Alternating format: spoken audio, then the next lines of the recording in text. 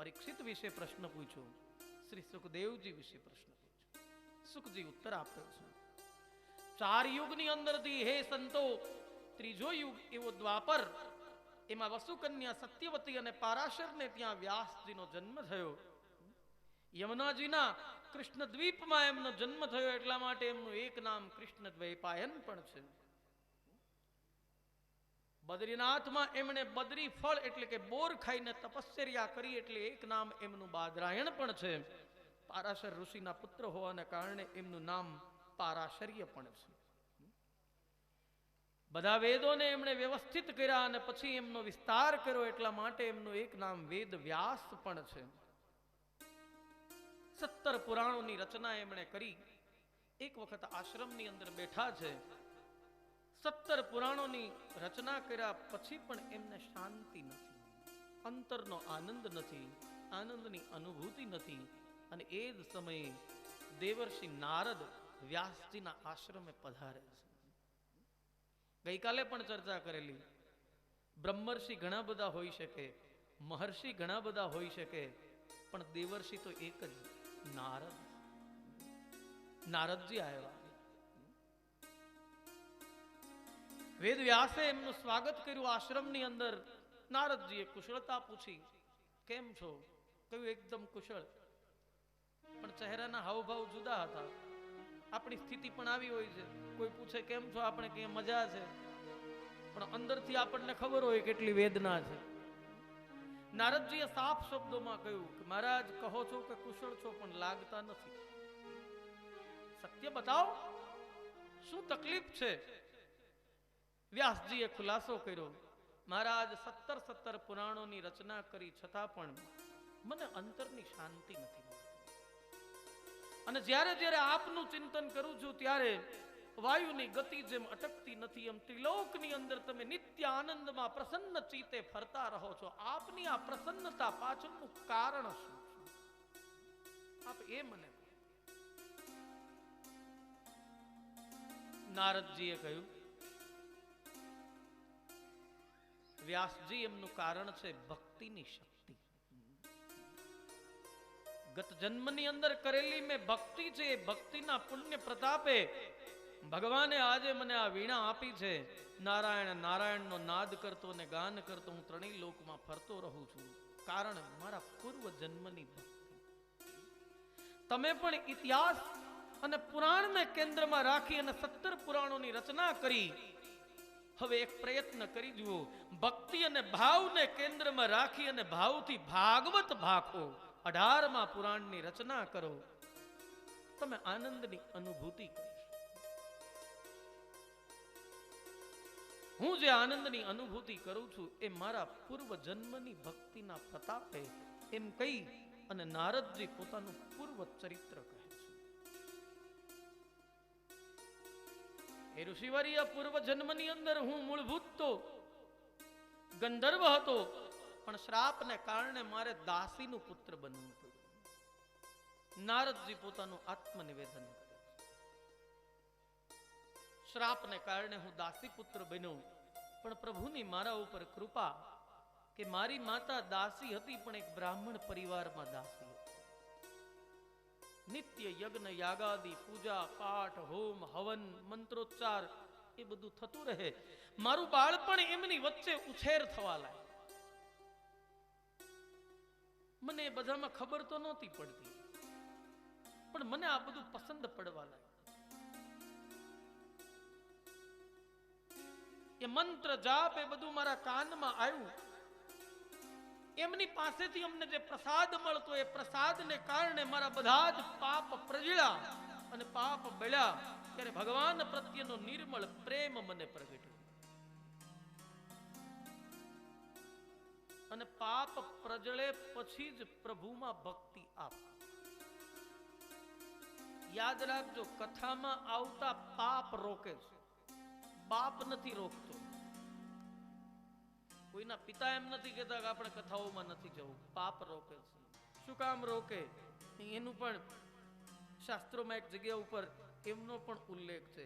કંપંતે સર્વ પાપાની સપ્તાહમ શ્રવણે સ્થિતે અસ્માકમ પ્રલયમ સજ્જમ કથા ચેયમ કરિષ્યતિ. જેમ સિંહની ગર્જના કે ત્રાડથી મૃગલાઓ કંપવા માંડે ને ભાગવા માંડે, એ રીતે ભાગવતજીના શ્લોકોથી પાપ થથરીને કંપીને ભાગવા માંડે. એટલે પાપ આપણને રોકે છે કથામાં આવતા. કે એલા 30-40 વર્ષનો આપણો મિત્રતાનો સંબંધ અને તું ન્યા લઈ જઈને મરવી નાખીશ ત્યાં. એટલે ખેંચે. હવે ચાલો ને ફિલ્મ જોવા જઈએ, ચાલો ને હોટલે જઈએ, ચાલો ને પેલી જગ્યા ઉપર જઈએ, જુદી જુદી પ્રવૃત્તિઓમાં આપણને મગ્ન રાખે છે, આવી કથાઓથી દૂર રાખે છે. પણ શાસ્ત્રો એટલા માટે તો પાપ છે એમને યોદ્ધા કહ્યો છે. આપણે બધા એમની સામે લડવાનું છે. બ્રાહ્મણના ઘરે હું ધીમે ધીમે મારો ઉછેર થવા માંડ્યો, હું મોટો થવા લાગ્યો. એમાં એમને ત્યાં સંતો આવ્યા ચાતુર્માસ કરવા માટે. ચાતુર્માસ કરવા માટે આવેલા સંતો છે, એમની સેવામાં હું રોકાઈ ગયો. નારદજી પોતાનું પૂર્વ ચરિત્ર કહી રહ્યા છે. હું એમની પૂજાની સામગ્રીને તૈયારી કરું, હવનની સામગ્રીઓ એકઠી કરીને એમને હું આપું, એમના ભોજનની બધી તૈયારી કરું. ધીમે ધીમે ધીમે મારો માર્ગ એ તરફ વળતો ગયો. મારું ચિત્ત ત્યાં ચોટવા લાગ્યું. ચાતુર્માસ પૂર્ણ કરી અને સંતો જ્યારે વિદાય લેવા માટે નીકળ્યા, ત્યારે મેં આ બે હાથ જોડી અને સંતોને વિનંતી કરી, મહારાજ મને પણ સાથે લઈ જાઓ. હું આપની પૂજાની સામગ્રીઓ તૈયાર કરીશ, જંગલમાંથી કાષ્ઠ લઈ આવીશ, સમિધ તૈયાર કરીશ, યજ્ઞકુંડ તૈયાર કરીશ, મને સાથે લઈ જાઓ. પણ સંતોએ મને સમજાયું, બેટા ભાવના કરતા કર્તવ્યનું સ્થાન ઊંચું છે. તારી માતા એકલી છે, તારું કર્તવ્ય તારી માતા પ્રત્યેનું છે, એ નિભાવીને પછી અમારા આ માર્ગ ઉપર આવો. સંત હતા, લેભાગુ નહોતા, નહીતર તો ચાલો ઠીક છે એક ચેલો મળ્યો. સંત હતા, કર્તવ્યનું ભાન કરાયું. બેટા ભાવના તારી સાચી છે, દિવ્ય છે, પણ આચાર્ય દેવો ભવ એ તો ત્રીજા સ્થાન ઉપર આવે, પણ માતૃ દેવો ભવ, પિતૃ દેવો ભવ, પછી આચાર્ય દેવો ભવ. ભારતીય સંસ્કૃતિની ઋષિ પરંપરા છે. પણ આપણી તકલીફ સૌથી મોટામાં મોટી એ છે, આપણે જગતમાં બધે હાથ જોડીને ફરતા રહીએ છીએ, પણ માતા પિતા છે એમને હાથ નથી જોડતા. વ્યાસપીઠની બહુ જવાબદારી પૂર્વક રીતે આપને કહું છું, જે માતા પિતાના પ્રસન્ન નજર સંતાનો ઉપર પડતી હોય, એ સંતાનોના જીવનમાં ક્યારેય અજ્ઞાન કે અંધકાર ન હોઈ શકે.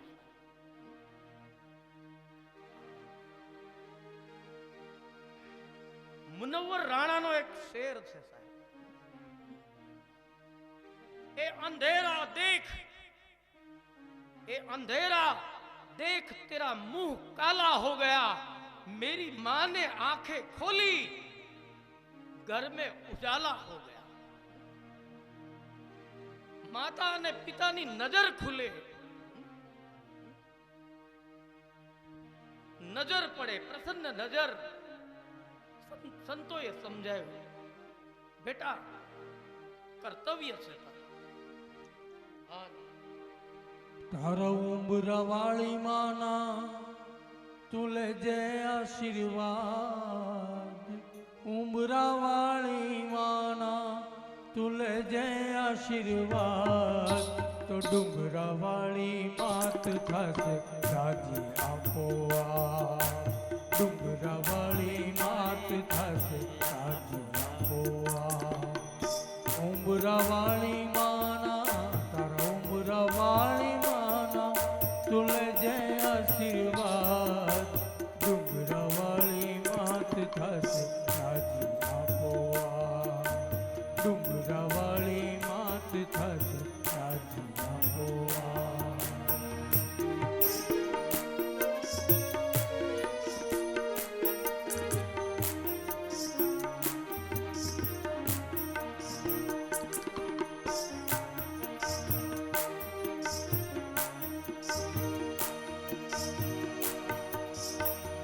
ઘરની જનતાનું હૈયું તું ઠારજે, જગની જનતાને પછી તું રીઝાવજે.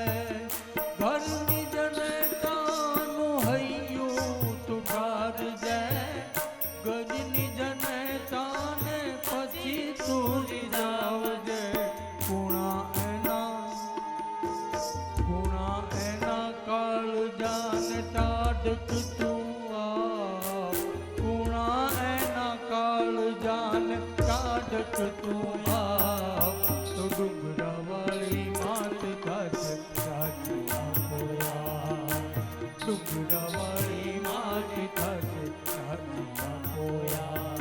તારા ઉમરાવાળી માના તું લેજે આશીર્વાદ, ઉમરાવાળી માના તું લેજે આશીર્વાદ.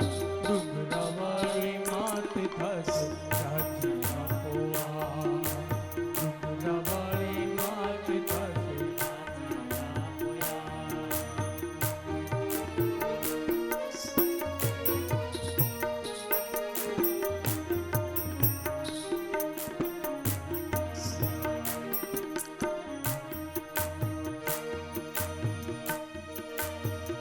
જન્મ દઈને તારું જતન કર્યું છે, એના હૈયાનું તે તો અમૃત પીધું છે. જન્મ દઈને તારું જતન કર્યું છે, એના હૈયાનું તે તો અમૃત પીધું છે. ઋણ અદા કરજે તું કાઢી એનું માપ, ઋણ અદા કરજે તું કાઢી એનું માપ. ડુંગરાવાળી માત થશે સાચી આપોઆપ, ડુંગરાવાળી માત થશે સાચી આપોઆપ. ઉમરાવાળી માના તું લેજે આશીર્વાદ, ઉમરાવાળી માના તું લેજે આશીર્વાદ. ડુંગરાવાળી માત થશે સાચી આપોઆપ, ડુંગરાવાળી માત થશે સાચી આપોઆપ, ડુંગરાવાળી માત થશે સાચી આપોઆપ.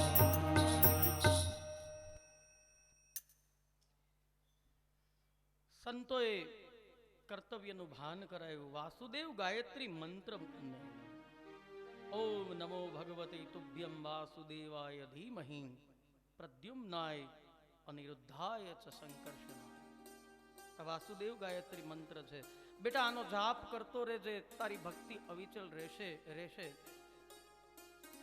સંતો ગયા, થોડો સમય થયો.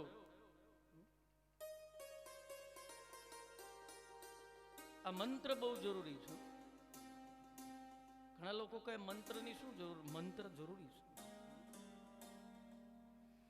સંતોએ મનને કહ્યું છે પાણી જેવું. પાણી હંમેશા ઢાળ તરફ જ જાય, કોઈ બી જગ્યાએ. મનનું પણ આવું છે. આપણું મન હંમેશા ઢાળ તરફ જાય. નબળી બાબતો હોય, હલકી તરફ છે, એમના તરફ મન વધારે છે. ઠાકોરજીની સામે બેસો, પૂજામાં બેસો, કોઈ કથામાં બેસો, તો એમાં એક ચિત્ત ન લાગે, ધ્યાન ન રહે, એવી ફરિયાદ ઘણા લોકો કરતા હશે. બેસીએ છીએ, માળા હાથમાં લઈએ, પણ જાપ કરવા બેસીએ ને એકાગ્રતા નથી રહેતી. પણ આજ દિવસ સુધીમાં કોઈએ એવી ફરિયાદ કરી કે સિનેમા જોવા જઈએ છીએ કે સિરિયલ જોવા જઈએ છીએ ત્યારે ગમે તે હોય પણ આ અક્ષરા અને અનુપમામાં ધ્યાન નથી લાગતું? બને નહીં. કારણ કે ઢાળ છે. મન એ તરફ બહુ ઝડપથી જશે. મંત્રની જરૂર એટલા માટે છે કે એ જળને પાણીને ઉપર ચડાવવું હોય તો મોટર મૂકવી પડે, યંત્રની જરૂર પડે. મનને આપણી બદીઓથી ઉપર લઈ જવું હોય તો મંત્રની જરૂર. ઉપર ચડવું કઠણ કામ છે, નીચે સરવું છે આસાન.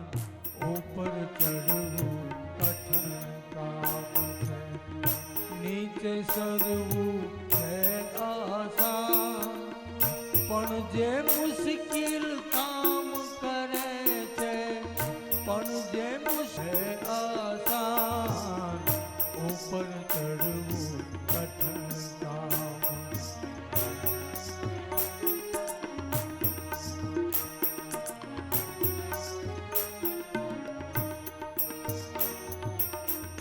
પાણી હરદમ વહે ડાળમાં, સરળતાથી પ્રયત્ન વગર. પાણી હરદમ વહે ડાળમાં, સરળતાથી પ્રયત્ન વગર. ચડાવવું ઉપર હોય તો માગે શક્તિ કેરું બલ. ચડાવવું ઉપર હોય તો માગે શક્તિ કેરું બલ. બસ એવું જ આ માનવ મન છે, બસ એવું જ આ માનવ મન છે.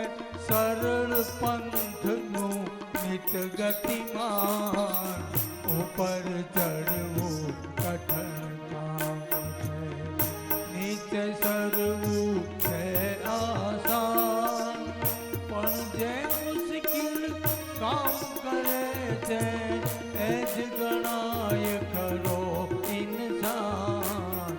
ઉપર ચડવું કઠણ કામ છે, ઉપર ચડવું કઠણ કામ છે, ઉપર ચડવું કઠણ કામ છે. મંત્ર બહુ જરૂરી છે. બદીઓથી મનને ઉપર લાવવા માટે મંત્ર જરૂરી છે. આંતર ચેતનાની સાથે જે સંબંધ જોડે એનું નામ મંત્ર. પછી એ ગમે તે મંત્ર હોય, એકાગ્ર કરે એ મંત્ર. આમ તો મંત્ર માટે એવું કહેવાય છે કે કોઈ પણ મંત્ર છે જેટલા અક્ષરનો હોય એટલા કરોડ જાપ કરો એટલે મંત્ર સિદ્ધ થઈ જાય. તો પછી બધા રામ જ પસંદ કરે ને. 2 જ અક્ષર, 2 કરોડ રામ કરી શકાય. પણ એક બીજી વસ્તુ પણ ખાસ યાદ રાખજો, મંત્રમાં ગણિત કરતા ભાવ અગત્યનો છે. બહુ ગણવામાં પડવું નહીં, નહીતર છેલ્લે ગણિત જ રહેશે અને ભાવ શૂન્યતા થઈ જશે. પેલા આવેગમાં આવી અને 11 માળાનું વ્રત લે કે દરરોજ 11 માળા હું કરીશ, અને પછી સંસારી છીએ, ક્યારેક ઉતાવળ પણ હોય, કામ પણ હોય, પછી હાથમાં માળા ફરતી હોય ને ઘડિયાળની સામે દ્રષ્ટિ હોય, અને પછી ચાલુ થાય ભાગ પારા પારો આવ્યો, ભાગ પારા પારો આવ્યો, ભાગ પારા પારો આવ્યો. અમારા એક ભૂદેવ મને કહે કે હું ઓમ ભૂર્ભુવસ્વ છે એમની રોજની 15 માળા કરું. મેં કહ્યું બહુ જાજો સમય લો છો તમે ભૂદેવ, બહુ સારું કહેવાય, પ્રણામ. કેટલો સમય આપવો પડે? ઓમ ભૂર્ભુવસ્વ તત્સવિતુર્વરેણ્યમ ભર્ગો દેવસ્ય ધીમહિ ધિયો યો નઃ પ્રચોદયાત. આવી 1 માળા એવી 15 માળા ઘણો સમય લો. ના, સમય નહીં, આમ 10-12 મિનિટમાં પૂરું થઈ જાય. એવું હોય નહીં. 12 મિનિટમાં, 4 મિનિટમાં તો 1 માળા પૂરી થાય છે ભૂદેવ, અને આ 12 મિનિટમાં 15 માળા. એ કે થાય. મેં કહ્યું કઈ રીતે થાય? પછી એને માળા કરતા જોયા ને ત્યારે ખબર પડી. ડાબા હાથમાં માળા પકડી અને જમણે હાથેથી જોટો માર્યા. ઓમ ભૂર્ભુવસ્વ ઓમ ભૂર્ભુવસ્વ થાય ને લહર કે માળા પૂરી. મેર નહીં, ન ગણે. મેર બેર માર્યા ફરે, ઉપર વાળાની મેર છે. લ્યો, આમાં 12 નહીં, આમાં તો 5 મિનિટમાં છે. પણ એ માળા નથી. હૃદય શૂન્ય મંત્રોનો કોઈ અર્થ નથી. નારદજી કહે છે હું નિત્ય જાપ કરતો રહ્યો, મારી ભક્તિ અવિચળ રહી, સંતોના પ્રસાદ રૂપે સમય ગયો. એક વખત ગૌશાળામાં કામ કરતી મારી માતાને સર્પદંશ થયો, મૃત્યુ પામી. હું નક્કી ન કરી શક્યો. નારદજી કહે છે કે વ્યાસજી કે મને હર્ષ થયો કે શોક થયો? માતાના મૃત્યુની મને વેદના હતી, પણ હવે મારા મુક્તિના માર્ગ ઉપર હું પ્રયાણ કરી શકીશ એમનો અંદરથી હર્ષ હતો. અંતિમ વિધિ કરી અને મેં ઉત્તર દિશામાં પ્રયાણ કર્યું. ઓમ નમો ભગવતે વાસુદેવાયનો અને વાસુદેવ ગાયત્રીનો જાપ કરતો રહ્યો. મારા હૃદયની અંદર ભગવાનની મૂર્તિ મને દેખાવા લાગી. એક સમય એવો આવ્યો કે અંદરથી ભગવાન હૃદયમાંથી અંતર ધ્યાન થયા. હું વિહવળ બન્યો, ચારે તરફ જોવા લાગ્યો. આકાશવાણી થઈ, તારું આયુષ્ય પૂર્ણ થશે, પછી તું મને પામી શકીશ. મેં મારું આયુષ્ય પૂરું થાય એમની રાહ જોઈ. જીવન જીવવા માટેની જીજીવિષા હોય છે. નારદજી કહે છે મારું જીવન સમાપ્ત ક્યારે થાય એની હું રાહમાં રહ્યો. કલ્પના અંતે બ્રહ્માજીએ શયન કર્યું. બ્રહ્માજીના પાછા પેસતા શ્વાસની અંદર હું પણ બ્રહ્માજીની અંદર સમાયો. બ્રહ્માજીએ ફરીથી પાછી સૃષ્ટિની ઉત્પત્તિ કરી. ત્યારે એમના જે 10 માનસ પુત્રો છે એમાંનો હું પણ એક પ્રગટ થયો. પરમ કૃપાળુ પરમાત્માએ 7 સ્વરોની વીણા મને આપી છે. નારાયણ નારાયણ નારાયણનું ગાન કરી અને આ 14 ભુવનની અંદર ફરું છું. મારા આનંદનું કારણ મારા પૂર્વ જન્મની ભક્તિ છે. સુંદર મજાનો ઉપદેશ આપી અને નારદજી વ્યાસજીના આશ્રમેથી વિદાય લે છે. આ તરફ શૌનકજી પૂછે છે,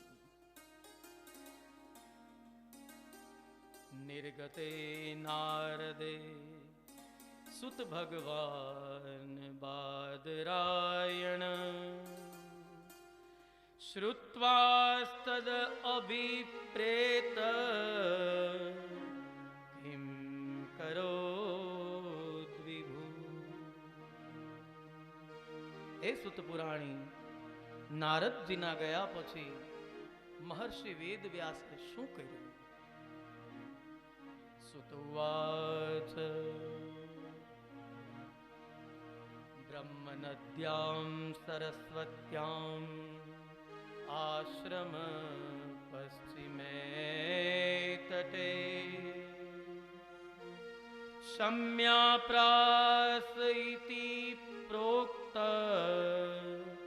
ઋષિણામ સત્રવર્ધને. સૌમ્યપ્રાસ ઇતિ પ્રોક્તમ ઋષિણાં સત્રવર્ધનમ.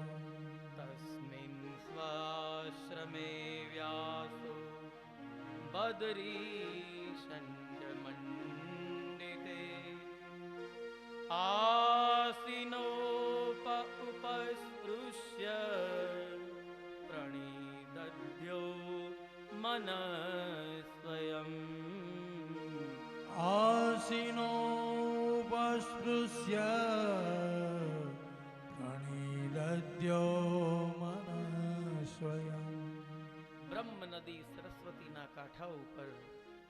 સરસ્વતી એ બ્રહ્મ નદી છે. સરસ્વતી એ જ્ઞાનનો કાંઠો છે, બ્રહ્મ નદી છે. યમુના એ ભક્તિનો કાંઠો છે, ગંગા એ મુક્તિનો કાંઠો છે. આ ત્રિવેણી સંગમ છે. બ્રહ્મ નદી એવી સરસ્વતી નદીના કાંઠા ઉપર પશ્ચિમ તટ ઉપર મહર્ષિ વેદવ્યાસ છે, એમનો આશ્રમ.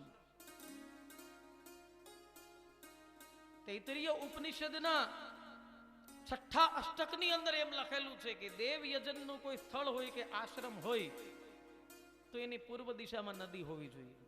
એટલે અહીંયા લખ્યું આશ્રમે પશ્ચિમે તટ. જે આશ્રમો નદીના પશ્ચિમ તટ ઉપર હોય એ પૌરાણિક રીતે સિદ્ધ ગણાય છે. આ તૈત્તરીય ઉપનિષદની અંદર લખેલું છે. તો પશ્ચિમે તટે શમ્યાપ્રાસ નામ છે. યમુના તટની ભગવાનની લીલા સરસ્વતી નદીના કાંઠા ઉપર લખી અને પછી સુખદેવજીને પઢાવ્યા અને એમણે ગંગા નદીના તટ ઉપર પરીક્ષિતને આ કથા કહી. ત્રિવેણી સંગમ સર્જન થયું સરસ્વતી નદીના કાંઠા ઉપર. શીખવવાનું કામ થયું. સુખદેવજી મહારાજને, સુખદેવજી મહારાજે એ કથા પાછી કહી પરીક્ષિત મહારાજને ગંગા તટ ઉપર. અને આ કથા છે કોની? યમુના તટની કથા છે, કૃષ્ણ કથા છે. બીજા અર્થમાં જોઈએ તો સરસ્વતી અંતઃ સલીલા છે. આપણે પ્રયાગમાં જઈએ કહીએ છીએ ત્રિવેણી સંગમ, પણ ગંગા અને યમુના તો આપણને દેખાય છે, સરસ્વતી નદી પાતાળમાંથી મળે. સરસ્વતી અંતઃ સલીલા છે. આપણી 5 જ્ઞાનેન્દ્રિયોનું જે જ્ઞાન છે એ આપણે અંતઃકરણને આપવાનું છે, એટલે સરસ્વતી નદી નાખે. ભાવપૂર્ણ થઈ અને આચમન પ્રાણાયામ કરી અને ધ્યાનમાં જે દેખાયું તે કલમ ઉપાડી અને લખવાનું શરૂ કર્યું. 18,000 શ્લોક, 12 સ્કંદ અને 335 અધ્યાયની અંદર સંહિતા રચાય.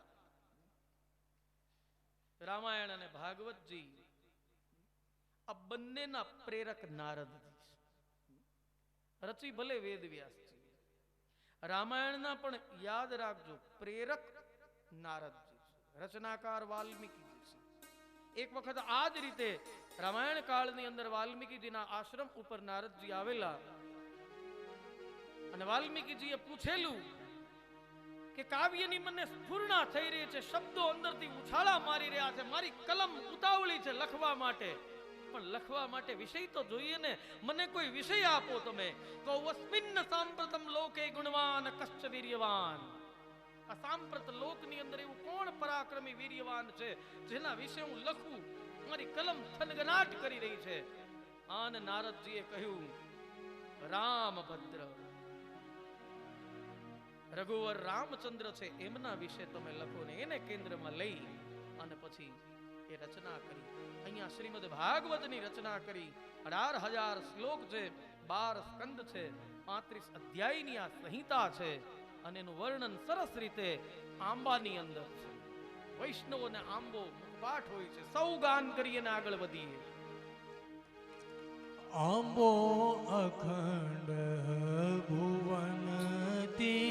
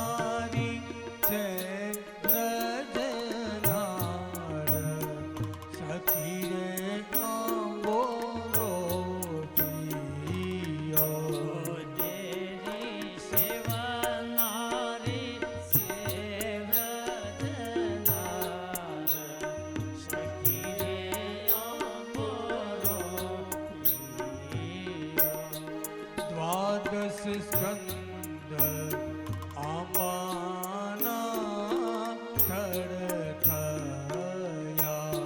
દ્વાદશ સ્કંદ આંબાના ત્રણસો 35 અધ્યાય છે ડાળ સખી રે આંબોરો જીયો.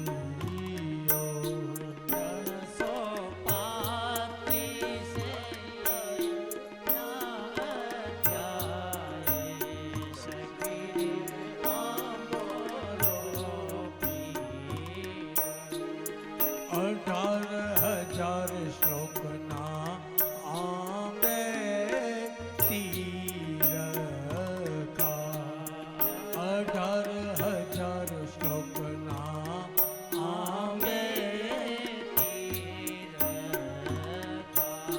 પોણસો લક્ષ અક્ષર આંબે પાન સખી રે આંબોરો જીયો. પોણસો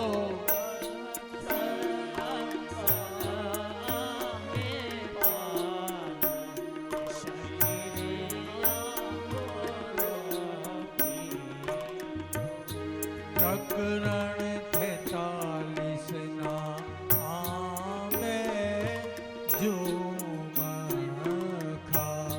પ્રકરણ 43 ના આંબે ઝુમખા. શ્રીમદ ભાગવત આંબા કે રૂપ સખી રે આંબોરો જીયો. શ્રીમદ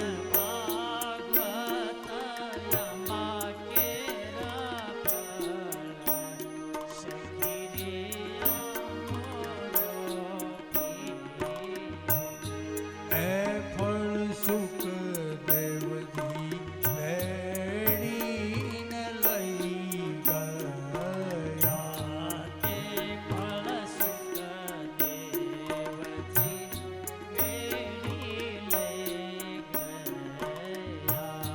પરીક્ષિત બેઠા છે ગંગાને તીર સખી રે આંબોરો જીયો.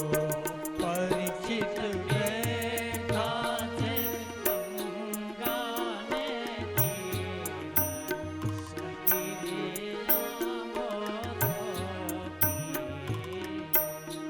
એ રસ રેડ્યો પરીક્ષિતના શ્રવણમાં.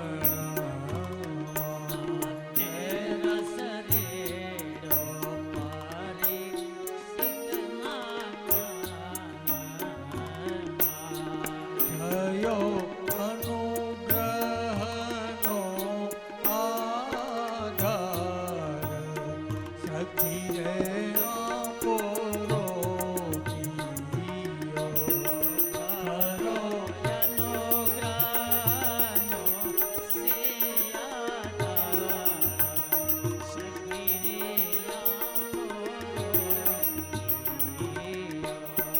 સાત દિવસમાં શ્રી કૃષ્ણ પદ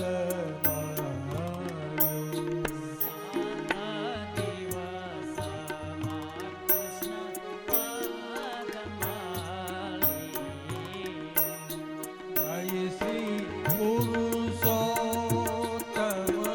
અભિરામ સખી રે આંબોરો જીયો. જય શ્રી પુરુષોત્તમ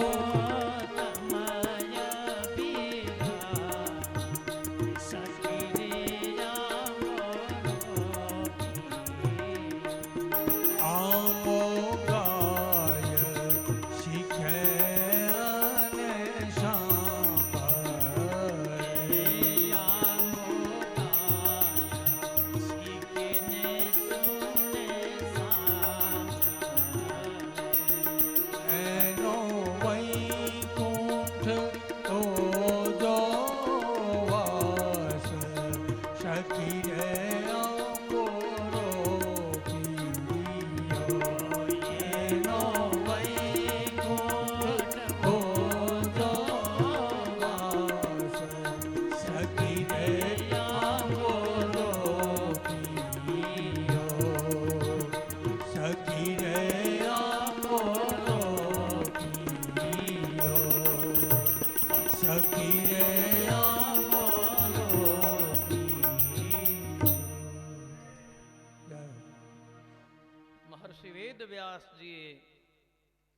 ભાવપૂર્વક રીતે ભક્તિપૂર્ણ શ્રીમદ ભાગવતની રચના કરી. રચના કર્યા પછી વિચાર આવ્યો, હવે આ આપું કોને? કારણ કે પાત્ર વગર તો પીરસાય નહીં, અને આ ભક્તિમય ગ્રંથ છે, શુષ્ક જ્ઞાનીનું આ કામ નથી. એવું કયું શ્રેષ્ઠ પાત્ર છે કે જેમને હું આ વારસામાં આપી શકું? વિચાર કર્યો અને એક પાત્ર મગજની અંદર આવ્યું, મારો પુત્ર સુખદેવ. પણ તરત જ બીજો વિચાર આવ્યો કે જે પૂર્ણ કૃત્ય છે, સહજ વૈરાગી છે, બ્રહ્મ જ્ઞાની નહીં બ્રહ્મ દ્રષ્ટા છે, એ આ સ્વીકારશે? પ્રથમ પ્રશ્ન તો એ, આ મળશે ક્યાં? પણ પછી વિચાર કર્યો કે આકંઠ તૃપ્ત થયેલો કોઈ વ્યક્તિ હોય તો પણ એ ક્યારેય પાન બીડાનો ઇનકાર ન કરે. લાવ જરાક ચખાડું, સ્પર્શ તો કરાવું. આપણી માતાઓ આવું કરતી હોય, કોઈ પોતાના સંતાનો માટે સરસ મજાની વાનગી બનાવે ને છોકરાઓનું ધ્યાન રમત ગમતમાં હોય એટલે એમને આપે કે બેટા તારે માટે સરસ મજાની વાનગી બનાવી જો. અને બાળકો રમવામાં હોય ને, નહીં મારે નથી ખાવું, મારે રમવામાં મોડું થાય છે, હું બહાર જાઉં છું, ભાગે, મારે નથી ખાવું. પણ માતા પરાણે હાથ પકડીને એમ કે બેટા તું એક વખત ચાખ તો ખરો. અને ચાખી લઈને સ્વાદ માણે ને પછી તો 3-3, 4-4 ડીશ જાપટી થતા હોય છે. વ્યાસજીએ વિચાર કર્યો, ચખાડું. પોતાના શિષ્યો, આશ્રમના શિષ્યો છે, એમને કેટલાક ભાગવતજીના ચૂંટેલા શ્લોક અને કહ્યું, બેટા વનમાં આપણી ગૌ માતાને ચારવા માટે તમે જાઓ, યજ્ઞના કાષ્ઠ વીણવા માટે તમે જાઓ, ત્યારે આ શ્લોક છે એમનું ગાન કરજો. પણ જોજો, શરત એ છે અર્ધા શ્લોક ગાજો, અધૂરા શ્લોક ગાવાના. જો કોઈ કહે કે આ શ્લોક પૂર્ણ કરો તો જ પૂર્ણ શ્લોક કરવો, ત્યાં સુધી નહીં કરતા. અને વ્યાસજીના શિષ્યો છે એ જતા, સામાન્ય રીતે આપણા શિક્ષણની પરંપરા છે એમને જુઓ તમે, એક સાથે 3 કાર્ય થતા આશ્રમના બાળકોની. એક, શ્લોક પાકા થતા જાય. બીજું, ગાયોનું ચરણ થતું જાય. અને ત્રીજું, સમિધ માટે, યજ્ઞ માટેના સમિધ છે એ કાષ્ઠ વિનાતા. એમાં પણ નિષેધ હતો, વૃક્ષોને કાપવાના નહીં. વૃક્ષો ભગવાનનો શણગાર છે, વિરાટ પુરુષનો શણગાર છે વૃક્ષો. વૃક્ષોને કાપવા એ વિશ્વંભરને વિરૂપ કરવાનું પાપ છે. પાકેલા જે ડાળખીઓ નીચે પડી હોય એ જ વીણવાની. સરસ મજાની આપણી જે પદ્ધતિ હતી એ પદ્ધતિ એવા પ્રકારની હતી, તદ્વિધિ પ્રણિપાતેન, પેલા પ્રણામ કરવાના, પછી પરિપ્રશ્નેન, પછી ગુરુને પ્રશ્ન કરવાનો. અને એક મેળવેલું જ્ઞાન એ ફલિત ક્યારે થાય તો કહ્યું સેવ્યા, એ જ્યારે સેવા કરે ત્યારે.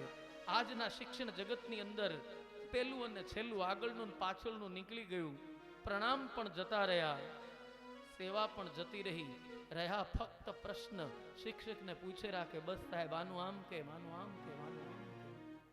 પણ આ વ્યાસજીના શિષ્યો વનમાં વિચરણ કરી રહ્યા છે અને સુંદર મજાના શ્લોક છે એમનું ગાન કરી રહ્યા છે, અર્ધ શ્લોક ગાઈ રહ્યા છે વ્યાસજીની આજ્ઞાથી.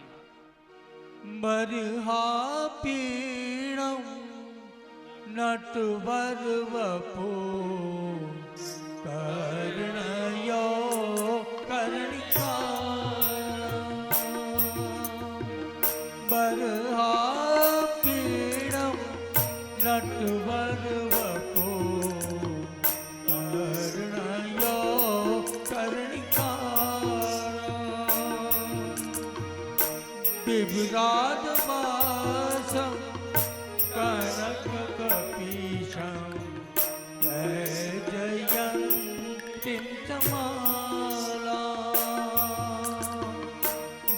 राधवासं कनककपीशं जयं चिन्तमाला નંદનંદનની અદ્ભુત ઝાંખી છે. જ્યારે આ ગાન કરી રહ્યા હતા એ જ સમયે શ્રી સુખદેવજી યાદચ્છિક રીતે આવીને એક વૃક્ષની નીચે બેઠા છે. કમલલોચન બંધ થયા. સહજ સમાધિ. વ્યાસજીના શિષ્યોનો અવાજ નાદ ધ્વનિ એમના કાન સુધી આવ્યો. બરહ, આ પીડ બરહ એટલે મોરપીંછ, આ પીડ એટલે મુગટ. નટવર બેસ્ટ એક્ટર છે. આના જેવો બીજો કયો એક્ટર? લીલાધારી છે. કાનમાં કરણના પુષ્પ છે. સ્વર્ણ જેવું પીતાંબર જેમણે ધારણ કર્યું છે. ગળામાં 5 પુષ્પોની વૈજયંતી માલા ધારણ કરેલી છે. નંદનંદનની ઝાંખી કરાવતા શ્લોક સાંભળ્યા. કમલલોચન કુડા. સુખદેવજીને વિચાર આવ્યો, શું અદ્ભુત ગાન છે, શું અદ્ભુત ઝાંખી છે મારા પ્રભુની, પણ અધૂરું કેમ છે? જ્યાં સુધી ગોવાળિયા ના આવે, જ્યાં સુધી બંસી ના આવે, બંસીધારી છે, મુરલીધર છે, ત્યાં સુધી આ અધૂરું છે. એકદમ ઊભા થયા. ધીમે ધીમે ધીમે ધીમે કરતા આવ્યા. વ્યાસજીના શિષ્યો કાષ્ટ વીણતા વીણતા ગાયન કરી રહ્યા છે. નજીક આવીને કહ્યું, બ્રહ્મદેવ આપ બડા સુંદર ગાતે હો, લેકિન અધૂરા ક્यों ગાતે હો? શિષ્યોએ કહ્યું, મહારાજ અમારા ગુરુની આજ્ઞા છે, અધૂરા શ્લોક ગાજો. કોઈ પૂર્ણ કરવાનું કહે તો જ એમને પૂર્ણ કરજો. આપની ઈચ્છા છે પૂરું સાંભળવાની, કહે પૂરા સુના દો. આન વ્યાસજીના શિષ્યોએ શ્લોકને પૂર્ણ કર્યો.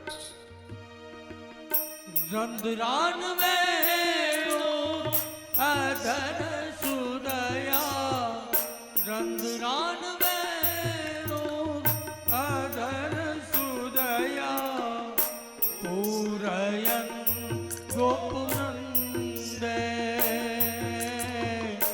પૂરયન ગોપનંદે,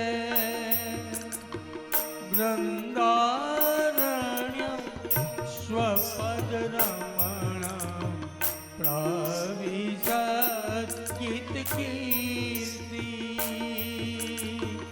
વૃંદારણ્યમ સ્વપદરમણમ પ્રવિશત્કીર્તિ,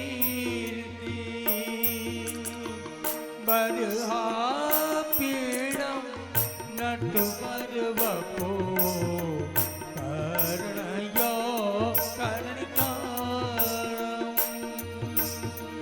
કર્ણયો કર્ણિકારમ, કર્ણયો કર્ણિકારમ. વેણુ અર્ધરાર્પિત કરેલી છે. કરાંગલીઓથી વાંસળીના છિદ્રો આચ્છાદિત છે. આજુબાજુ ગોવાળિયાઓ નૃત્ય ગાન કરી રહ્યા છે ને આ જ વૃજ છે એ વૈકુંઠ કરતા પણ વધારે ચડિયાતું લાગે. અદ્ભુત વર્ણન સાંભળ્યું. વ્યાસજીના શિષ્યોએ પૂછ્યું, મહારાજ આપ તો ભાયા? બોલે ભાયા નહીં, મન કો લુભાયા. આ કઈ સંહિતાના ગ્રંથ આ શ્લોકો છે? વ્યાસજીના શિષ્યોએ કહ્યું, મહારાજ સંહિતાનું નામ છે શ્રીમદ ભાગવત. શ્રીમદ ભાગવત નામ તો સાંભળ્યું નથી ક્યારેય. કહ્યું ક્યાંથી સાંભળ્યું હોય? આ લેટેસ્ટ વર્ઝન છે, આ હમણાં જ બનેલું છે મહારાજ. અચ્છા, કોણ છે એમના રચયિતા? વ્યાસજીના શિષ્યો કહે એમના રચયિતા છે શ્રીમદ વેદ વ્યાસ. અને જ્યાં નામ સાંભળ્યું મહર્ષિ વેદ વ્યાસનું, સુખદેવજીનું ચહેરો ખીલી ઉઠ્યો. ઓ, આ મારા પિતાની કથા, આ મારા બાપની કથા. ચાલો હું તમારી સાથે આવું છું મારા પિતાની પાસે અને એમને કહું છું કે વસિયતમાં મારે આ કથા જોઈએ. યાદ રાખજો, સંપત્તિનો વારસો ગ્રહણ કરે ને સ્વીકારે એમને સામાન્ય પુત્ર કહેવાય. સંસ્કારનો વારસો જે ગ્રહણ કરે એ શ્રેષ્ઠ પુત્ર છે. વ્યાસજીના શિષ્યોની સાથે શ્રી સુખદેવજી આગળ વધ્યા. સાંજનો સમય છે, આશ્રમનું દિવ્ય વાતાવરણ છે. સાંજની સંધ્યા પૂર્ણ કરી અને આશ્રમના ઓટલા ઉપર બેઠા છે મહર્ષિ વેદવ્યાસજી. દિવ્ય વાતાવરણ. આજે શિષ્યોને ગૌમાતા ચરાવીને થોડો વિલંબ થયો છે. થોડા ચિંતાતુર ચહેરે જોઈ રહ્યા છે, હજુ આવ્યા કેમ નહીં. વાટ નિરખતા બેઠા છે. એમાં પહેલા ગાયો દેખાય, પછી ધીમે ધીમે વ્યાસજીને એમના શિષ્યો દેખાયા. નજીક આવ્યા. વ્યાસજીની પાસે આવી અને શિષ્યોએ પ્રણામ કરીને કહ્યું કે મહારાજ, જુઓ અમે અમારી સાથે કોને લાવ્યા છીએ. અને એકદમ જ્યાં શિષ્યો એક તરફ હટી ગયા અને સુખદેવજીને જોયા, વ્યાસજીની આંખોને પોતાની આંખ ઉપર ભરોસો ન પડ્યો કે જેની કોઈ દિવસ કલ્પના નહોતી કરી એ સામેથી આવે. પિતા અને પુત્રની વચ્ચે મિલન થયું, બંને ભેટી પડ્યા અને પહેલું જ કામ સુખદેવજીએ કહ્યું, પિતાશ્રી, મને તમે શ્રીમદ ભાગવત કથા.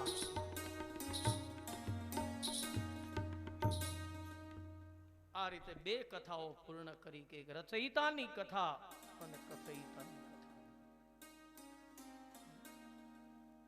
રચનારે રચી લીધી, શીખનારે શીખી લીધી. ભગવાને સાંભળનારની વ્યવસ્થા પણ કરી દીધી. ગંગાના કિનારા ઉપર બેઠો છે એક તરસ્યો, ગંગાના કાંઠા ઉપર પાછો તરસ્યો છે. કથા ગંગાની વગર એમની તરસને તૃપ્તિ થાય એમ નથી. રચયિતાની કથા, કથયિતાની કથા, પછી શ્રોતાની કથા, પરીક્ષિત મહારાજના દિવ્ય જન્મ અને કર્મની કથા. અને એ માટે આ કથા આપણને મહાભારતમાં લઈ જાય છે. કુરુક્ષેત્રના મેદાનમાં 18 દિવસ સુધી ધર્મયુદ્ધ લડાયું છે. પાંડવ પક્ષ વિજેતા બન્યા છે. 18મા દિવસની સાંજ ઢળતી છે. આછેરા અંધારાની વચ્ચે ભીમસેનની ગદાના પ્રહારથી ભાંગેલી જાંઘ સાથે દુર્યોધન તડફડતો પડેલો છે.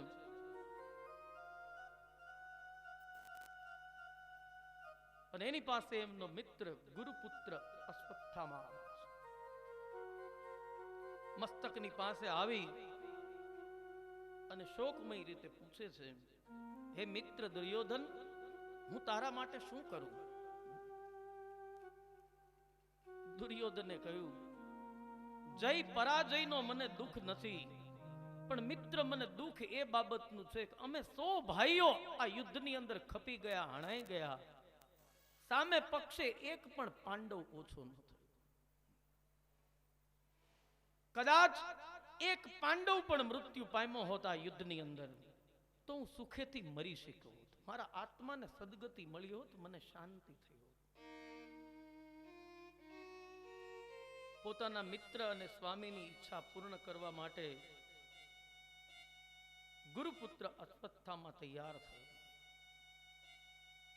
કે મિત્ર, જો એટલી જ વાત હોય તો એક નહીં, તારી ઈચ્છાને પૂર્ણ કરવા માટે હું 5 પાંડવના મસ્તક તારી સામે ધરી દઉં. નીકળી ગયા અશ્વત્થામા.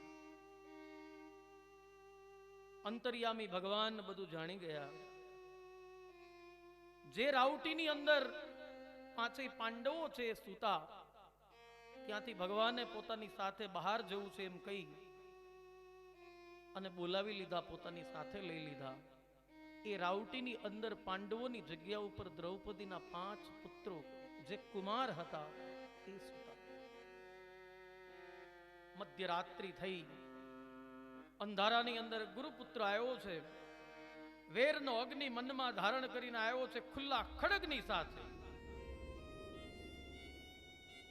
રાઉટીમાં પ્રવેશ કરીને એક પછી એક દ્રૌપદીના 5 પુત્રો છે એમના ધડ મસ્તકથી અલગ કરી દીધા. લોહી નીકળતા મસ્તકોને પોતાના હાથમાં લઈ અને રાત્રિના અંધકારમાં મિત્ર દુર્યોધનની પાસે જઈને કહ્યું કે લે મિત્ર, એક નહીં આ 5 પાંડવના મસ્તક. દુર્યોધન રાજી થઈ.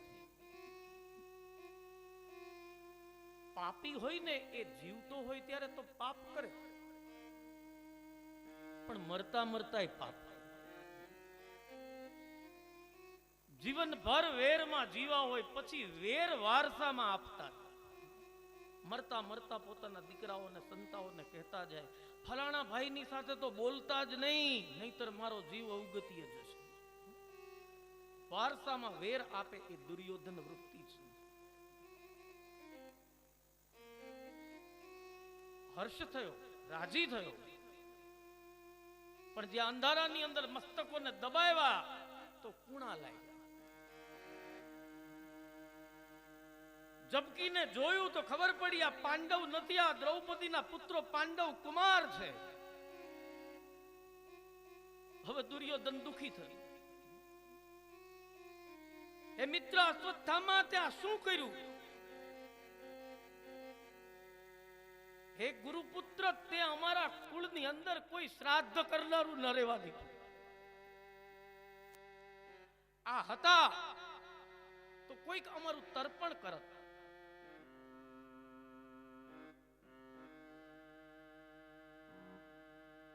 હર્ષ અને શોક બંને ભેગા થયા, દુર્યોધનનું મૃત્યુ થયું. કારણ કે દુર્યોધન માટે એ જ મૃત્યુનું કારણ હતું કે જ્યારે આને એક સાથે હર્ષ અને શોક બંને થશે ત્યારે આનું મૃત્યુ થશે. પેલા રાજી થયો ને પછી દુખી થયો, એ મૃત્યુ થયું. આ તરફ સવાર પડી. માતા દ્રૌપદી પોતાના કુમારો છે એમને જગાડવા માટે રાઉટીમાં પ્રવેશ કરે છે. લોહીનું ખાબોચિયું ભરેલું, મસ્તક વગરના 5 ધડ પડ્યા છે. દ્રશ્ય જોઈ અને દ્રૌપદીએ ચિત્કાર કર્યો, ભયંકર આક્રંદ કર્યું. એમના આક્રંદે બીજા સૌ કોઈને રડાયો. ચારે તરફ હાહાકાર મચી ગયો. યદુનંદન ભગવાન શ્રી કૃષ્ણ પધાર્યા. 5 કુમારોને સદગતિ આપી, અંજલિ આપી. અર્જુનજીએ પ્રતિજ્ઞા કરી, આ કૃત્ય કરનારને જ્યાં સુધી હું હણી નહીં નાખું અને એના લોહીથી જ્યાં સુધી સતી દ્રૌપદી છે એના મસ્તકમાં લોહી નહીં નાખું અને એમનું સ્નાન નહીં કરાવું પાટલા ઉપર બેસાડીને, ત્યાં સુધી મુખ નહીં બતાવું. ઈશારો કર્યો, ભગવાન સમજી ગયા, રથ તૈયાર છે. તપાસ કરતા ખબર પડી આ ગુરુપુત્ર અશ્વત્થામાનું કામ. અશ્વત્થામાને ખબર પડી, ભાગવા લાગ્યા. અર્જુનજીએ પીછો કર્યો. હવે મૃત્યુ અને પોતાની વચ્ચે જરા પણ અંતર નથી એવું માન્યું ત્યારે અંતિમ શસ્ત્ર સ્વરૂપે અશ્વત્થામાએ બ્રહ્માસ્ત્રનો પ્રયોગ કર્યો. એ બ્રહ્માસ્ત્રના પ્રયોગથી એમના તાપથી અર્જુનજી બળવા લાગ્યા. ભગવાન કૃષ્ણના શરણે ગયા.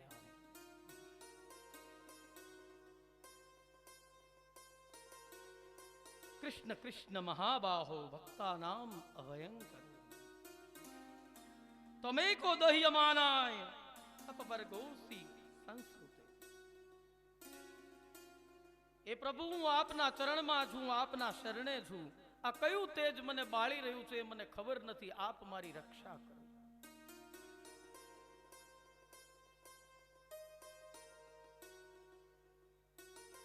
પાંચ પ્રકારના પાપ આપણા જીવનમાં હોય છે એટલે આ શ્લોકની અંદર 5 સંબોધન છે ભગવાન શ્રી કૃષ્ણ. શ્રી કૃષ્ણએ કહ્યું, આ ગુરુપુત્ર અશ્વત્થામાનું બ્રહ્માસ્ત્ર છે જેમનું તેજ અર્જુન તમને બાળી રહ્યું છે. એમને માત્ર બ્રહ્માસ્ત્ર ચલાવતા આવડે છે, પાછું વાળતા નથી આવડતું. ગુરુ કૃપાથી તમને ચલાવતા પણ આવડે છે, પાછું વાળતા પણ આવડે છે. બ્રહ્માસ્ત્રની સામે બ્રહ્માસ્ત્રનું સંધાન કરો અને પછી મંત્ર શક્તિથી બંને બ્રહ્માસ્ત્રને પાછા ખેંચી લો. શ્રી કૃષ્ણની આજ્ઞાથી અર્જુનજીએ બ્રહ્માસ્ત્ર ફેંક્યું છે. બ્રહ્માસ્ત્રની સામે બ્રહ્માસ્ત્ર ટકરાયા. ભયંકર ધ્વનિ થયો. દેવલોક ધ્રુજી ઉઠ્યું, ઇન્દ્રાસન ધ્રુજી ઉઠ્યું. પ્રલયકાળ એવી બૂમ લોકો ફેંકવા લાગ્યા. અને એ મધ્યની અંદરથી અર્જુનજીએ મંત્ર શક્તિથી બંને બ્રહ્માસ્ત્રને પાછા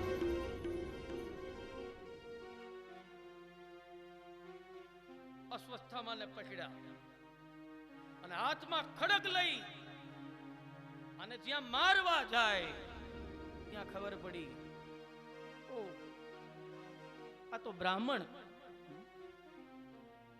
વિયોગની ગમે તેવી કઠિન પરિસ્થિતિમાં પણ વિવેકને જે ન ચૂકે એ અર્જુન છે. આ તો ગુરુપુત્ર છે, આને કેમ મારું?